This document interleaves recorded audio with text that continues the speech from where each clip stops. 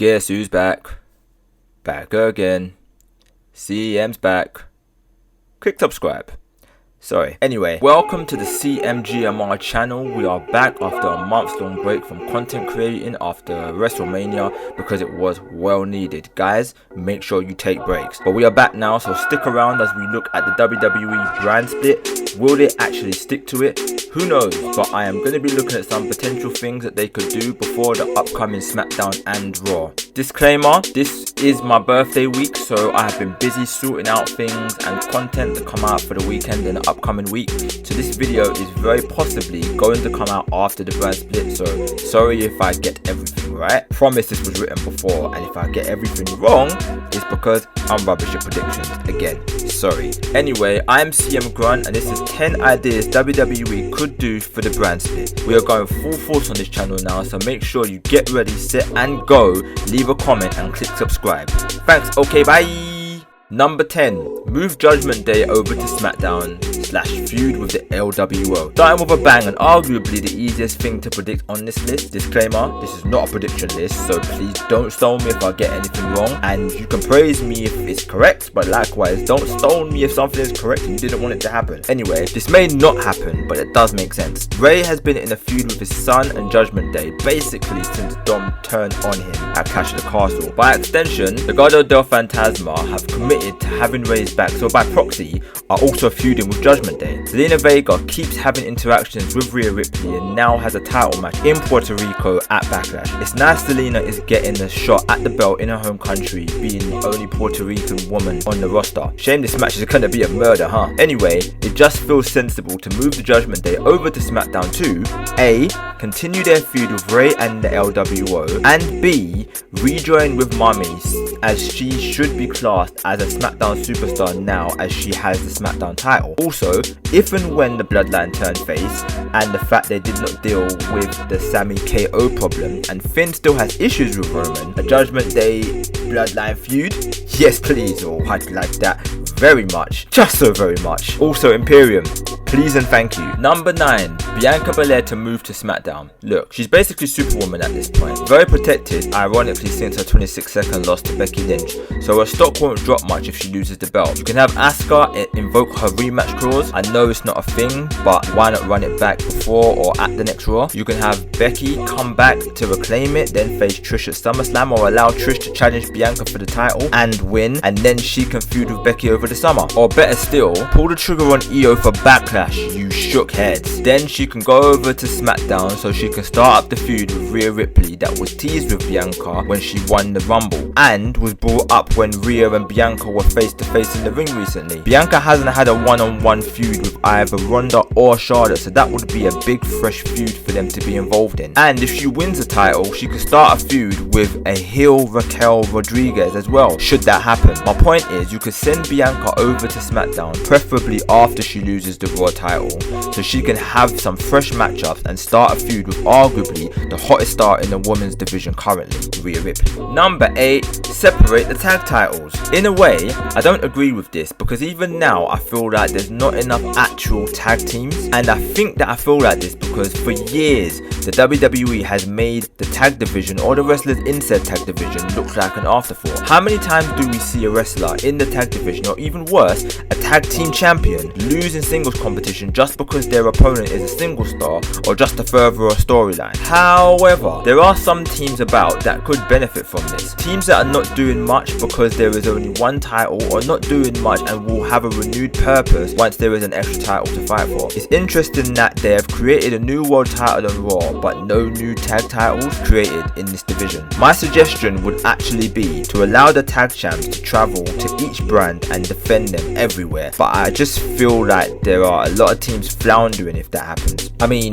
the Viking Raiders and the LWO can't buy a win at the moment, and where the hell are the OC? No direction without Uncle Adam, man, and that is criminal. But if you're gonna have separate world titles on each show, you may as well do the same with the tag belts, or at least make new ones. Now yes, sure, I know that the undisputed world title was sitting on a man who calls in sick and can't make it to work most weeks, whereas the tag team belts are on a team who are at every show, so I get not creating a new title, but let them defend on each show and have 2 separate feuds till they lose it, or just separate the belts. If Sami Zayn and KO, or the Usos as this video will likely come out after SmackDown, gets drafted to a specific show, let them keep their respective belt for that show, make the other titles vacant, and run a tournament or something on the other show to crown new champions. And please, fix up the tag division. We need more credible teams and credible feuds. Number 7, NXT call-ups. Bron Breakker, Wesley the NXT North American Champion, Carmelo Hayes the NXT Champion,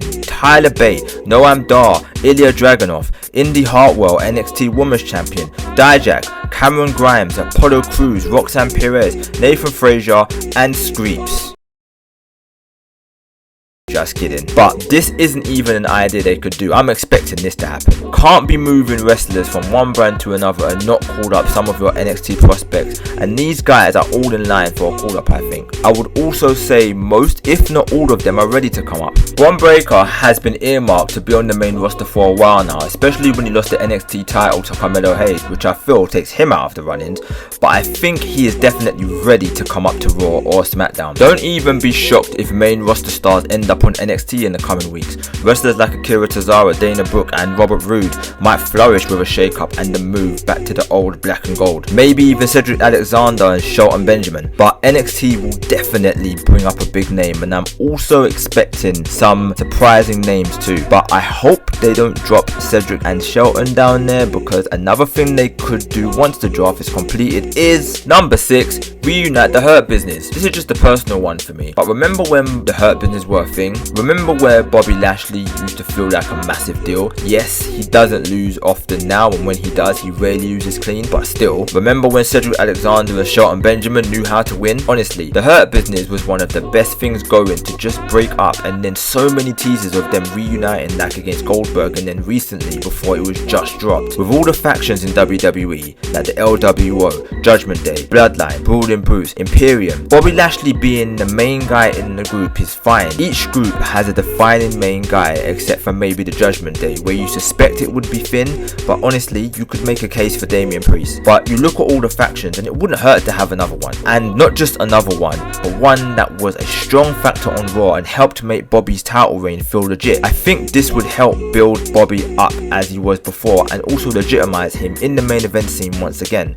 But if WWE aren't gonna do that, then they could do number 5, Bobby Lashley and or Bronson Reed to move to SmackDown and feud with Gunther. Now, I'm not saying to send them to SmackDown to just be fed to Gunther, although I do think that Gunther should win. But I think at some point, one or both of these guys could be moved to SmackDown and it's just a meaty man fest. Meaty men slapping meat of the highest order. If I'm being honest, I actually think that either of these two could and should challenge Roman Reigns at some point. But if you want to legitimize Gunther's reign even more, have one of these guys face off against Gunther. The chops are gonna be something special. A lot of fresh matches with Bronson Reed, and refreshes the matchups Bobby can have also. Let's not forget Drew still has beef with Bobby as well. Number 4, shake up the women's division. Move Ronda to Raw to feud with Bianca, Becky or Bayley.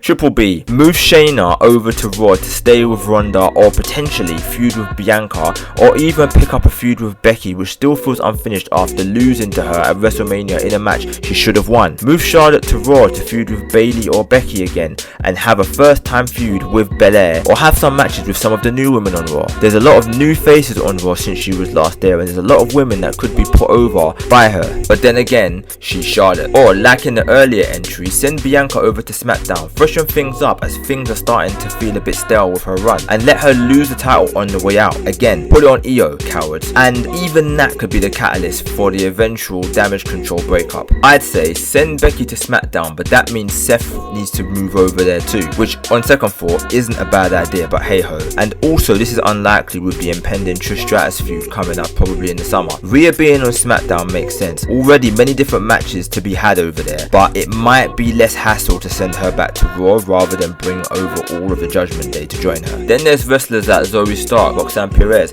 Alba Fire, Isla Dawn, Indy Hartwell, etc. Women who could be called up to either brand from NXT. Point is, there are many different avenues that they could go down to mix up the women's division and make things feel fresh. They could separate Io Sky and or Dakota Kai from Bayley so she is all alone, whether she stays on Raw or moves over to SmackDown. Bayley moving back to SmackDown sets up some fresh matches and some new feuds like a proper one with Rhea, and it gives them a chance to, number 3, reset Bayley. Yes, I know I'm just piggybacking off of the last point, but hear me out. When they brought her back, they presented her as a big deal, seen as the next challenger to face Bianca, and whether or not Becky was injured or not, the fact that they brought her back to feud with the top women in the company was a big deal. It was a shame that Becky was injured in the match, but it meant Bayley was needed even more to come and be the number 1 contender to Belair's title. She was presented as a threat from day one, but time's gone on, and now, mostly through repetitive beatings from both Bianca and Becky, not to mention the legends Trish and Lita, the threat that she had has basically gone through the floor. So why not use this opportunity to build her back up, rehab her, and make her feel like one of your top stars again and not just an afterthought. I think it was important to build Rhea up for her Mania match, but part of that was at the expense of Bayley, and that never should have happened in my opinion. Split up Damage Control, send one or both of them over to SmackDown and let her start to rehab by winning matches on her own. Bring some new stars to Raw so she has some new opponents that can help build her up, or similarly send her to SmackDown for the same reason. But she, like Sasha before her was, and that used to annoy me also, is treated as the lower rung of the 4 horsewomen. Her heel turn in 2019 is being the main reason that her career started to hit new highs after ridiculous lows when she had her main roster call up, and now may be the time for her to have a face turn, and this means she could battle against Trish or even alongside Becky as the horsewomen due to mutual respect. Listen, I don't want to go through all of the wrestlers, not just women,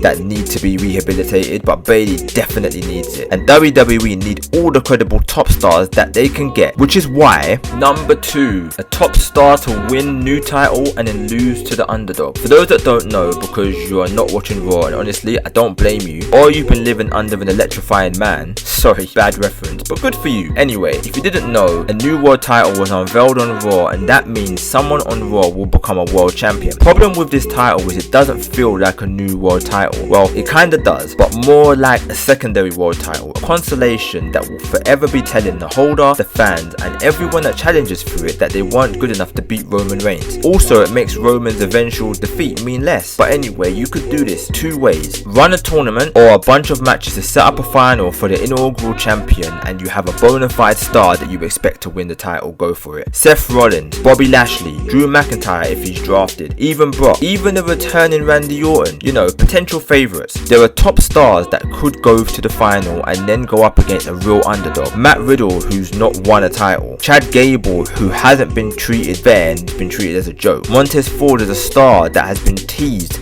to be a big breakout, as he should, but hasn't yet. Shinsuke Nakamura hasn't been seen as a top guy since maybe his Rumble win. Should have beat Jinder, by the way. Jey Uso, lol. But imagine if he won it and then he feuded with Roman at SummerSlam for a potential title unification. That is both intriguing and hilariously scary. My pick for this spot would be Xavier Woods, so he can finally be a singles champ and a world champ at that, and complete the trifecta of the New Day all being world champions. My personal feelings aside, I think this is a great way to go to push a new star and get them over. Go hard or go fresh like they did with Finn Balor by allowing him, a brand new star, to beat former world champions in Roman Reigns. Clean, I might add. Wasn't that a long time ago when Finn looked credible and Roman wasn't in Goddle mode? Read the t-shirt, it's Goddle, not God mode. And Seth Rollins in a final to be the first to win the WWE Universal title. Alternatively, but similarly, a top star wins the title first, like Seth or Drew or Bobby or Brock. Imagine if it's Brock, lol. Imagine if it's Brock and he faces Roman in the summer or WrestleMania, LMAO. My brain simply will not hold back the aneurysm if I see anything like this happen. Point is, one of these guys could just win the title in the final of a tournament. Needs to be a tournament though. If they beat an underdog in the final, and yes, I include Kofi Kingston in that, despite being a former world champion although he's injured, this could begin a feud that later on down the line, that underdog could essentially be built up to nearly main event status, and then revisit the feud that they could end the reign. Doesn't need to go down this path though, just need to have a top star win the belt, chill with it for a while, and have a strong title reign, and then an underdog, you know, a Johnny Gargano, Tommaso Ciampa, a Sami Zayn, he's not had a world title in the main roster so it counts, can beat them after being being built up so it doesn't feel like a joke or secondary. Don't gender the title. And there you go, a main eventer is born. Damn, it's gonna be Omos, isn't it? Number 1, Cody Rhodes to move to SmackDown and beat Roman Reigns for the title. I have a video in the works called 10 things WWE could have done differently at WrestleMania, and one of those things is Cody winning the titles, because of course it is. Now, I'm gonna keep this one short because I am sure this video has gone on way too long. It is my bread and butter. But basically, Cody should get his redemption story, and that means defeating the final boss. Feels more like a mid-level, mid-game boss now due to the new title, but Roman is still the man and still undefeated in the last 3 years. He beat Cody with interference at Mania, so that gives Cody reason to go after him. But even that aside, Roman is also the guy with the title with the lineage, so common sense should tell you Cody will go for that belt anyway. He wants the belt with the lineage, so go for the belt Roman holds. Simple. And also, Roman is still the top guy in the company, so let Cody get the win he should have had at Mania and cement him as your next top guy. And that's the list. I'm sorry if this comes out after SmackDown or even after Raw, as I'm sure it probably has, but thank you for coming through anyway. There were many ideas I had, but I had to trim it down, and I'm sure you have others, so leave a comment below of your ideas that you had before WWE ruins your dreams on SmackDown. Make sure you like and subscribe, and I'll see you in the next one. Catch you in a bit.